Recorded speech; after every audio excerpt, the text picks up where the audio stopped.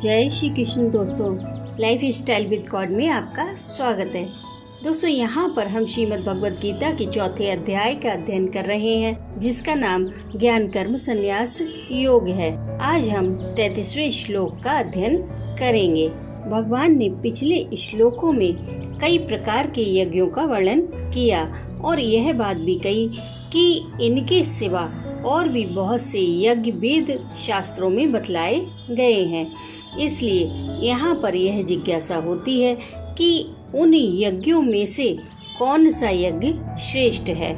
इस पर भगवान कहते हैं, श्रेयान् द्रव्यमयाद् यज्ञाज् ज्ञान यज्ञ परन्तप सर्वं कर्माखिलं पार्थ ज्ञाने परिसमाप्यते।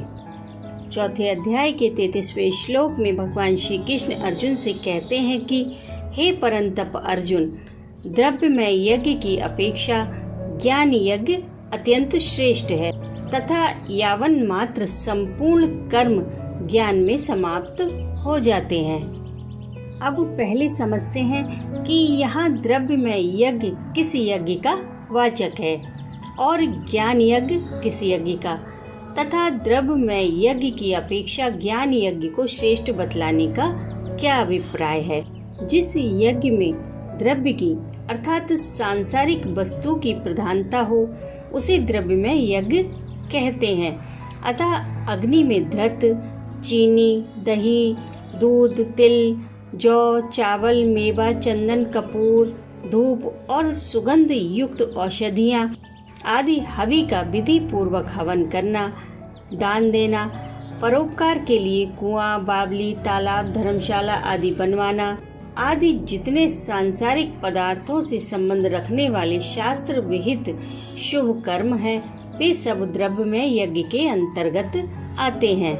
उपयुक्त साधनों में इसका वर्णन दैव यज्ञ, विषय हवन रूप यज्ञ और द्रव्य यज्ञ के नाम से हुआ है और इनसे भिन्न जो विवेक, विचार और आध्यात्मिक ज्ञान से संबंध रखने वाले साधन हैं, वे सब ज्ञान यज्ञ के अंतर्गत आते हैं। यहाँ द्रव्यमय यज्ञ से ज्ञान यज्ञ को श्रेष्ठ बतलाकर भगवान ने यह भाव दिखलाया है कि यदि कोई साधक अपने अधिकार के अनुसार शास्त्र विहित अग्निहोत्र, ब्राह्मण भोजन, दान आदि शुभ कर्मों का अनुष्ठान न करके केवल आत्म संयम, शास्त्रों का अध्ययन, तत्व विचार और योग साधन आदि विवेक विज्ञान संबंधी शुभ कर्मों में से किसी एक का भी अनुष्ठान करता है, तो यह नहीं समझना चाहिए कि वह शुभ कर्मों का त्यागी है, बल्कि यही समझना चाहिए कि वह उनकी अपेक्षा भी श्रेष्ठ कार्य कर रहा है,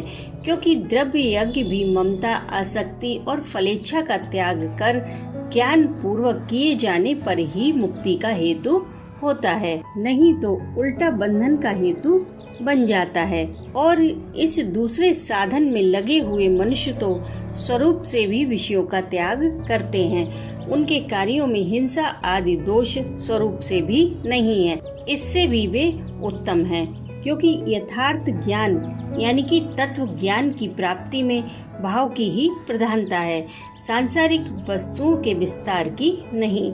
इसलिए यहाँ द्रव्यमय यज्ञ की अपेक्षा ज्ञान यज्ञ को श्रेष्ठ बतलाया गया है। यावन मात्र संपूर्ण कर्म ज्ञान में समाप्त हो जाते हैं। इस कथन से भगवान ने यह भाव दिखलाया है कि इन समस्त साधनों का बड़े से बड़ा फल परमात्मा का यथार्थ ज्ञान प्राप्त करा देना है। जिसको यथार्थ ज्ञान द्वारा परमात्मा की प्राप्ति हो जाती है, उसे कुछ भी प्राप्त होना शेष नहीं रहता। अब यहाँ पर यह जिज्ञासा होती है कि इस श्लोक में आए हुए ज्ञान यज्ञ और ज्ञान, इन दोनों शब्दों का एक ही अर्थ है या अलग अलग? दोनों का एक अर्थ नहीं है।